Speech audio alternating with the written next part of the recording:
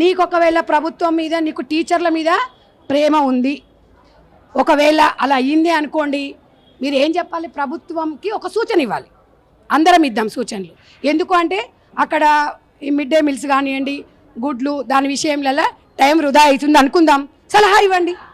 దానికి నేను కూడా చెప్తున్నా, మదర్ ఫౌండేషన్ నుంచి ప్రభుత్వానికి ఒక సలహా ఇస్తున్నా. శిశు సంక్షేమ శాఖ వాళ్ళు ఈ బాధ్యతను తీసుకొని, ఫుడ్ కమిషన్ వాళ్ళు ఈ బాధ్యత తీసుకొని విలువైన టీచర్ సమయాన్ని మన పిల్లలకి కేటాయిద్దాం. అట్లా సలహాలు చెప్పు, తప్పులేదు. కానీ పిల్లల నోటి దగ్గర తిన్నాక నువ్వెవరు ఖబర్దార్? అసలు నువ్వేం మనిషి అనుకోవాలి? నేను అరే తాత వయసు ఉన్నావు పిల్లలకి, చిన్న చిన్న పిల్లలకి 10th క్లాస్ వరకు. ఇవాళ గురుకుల పాఠశాలలు కానివ్వండి, ఎస్సీ ఎస్టీ హాస్టల్స్లో ఇవాళ ఫుడ్ ఎందుకు పెడుతున్నారు? హాస్టళ్ళలో ఊర్లలో పిల్లలు తల్లిదండ్రులు చదివించలేరు అని మంచిగా నిమ్మలంగా తిని నిమ్మలంగా చదివించాలని ఒక బాధ్యతతో నీ సమాజం పోతుంటే నువ్వు ఇష్టం వచ్చినట్టుగా మాట్లాడుతున్నావు.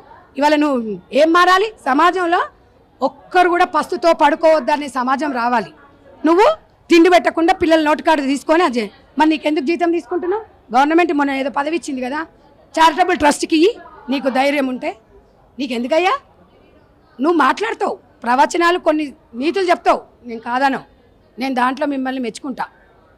కానీ అన్నిట్లో దూరొద్దు, అన్నిట్లో ఏలుపెడితే గిట్లనే ఉంటుంది. అర్థమైందా? అరే అరే అరే అరే ఏం మాట్లాడుతున్నావు? ఇంకా కనీసం నువ్వు ఇప్పటికైనా స్పందిస్తలేవు. ఎంత అహంకారం అనుకోవాలి నీకు? ఎంత బలుపు అనుకోవాలి?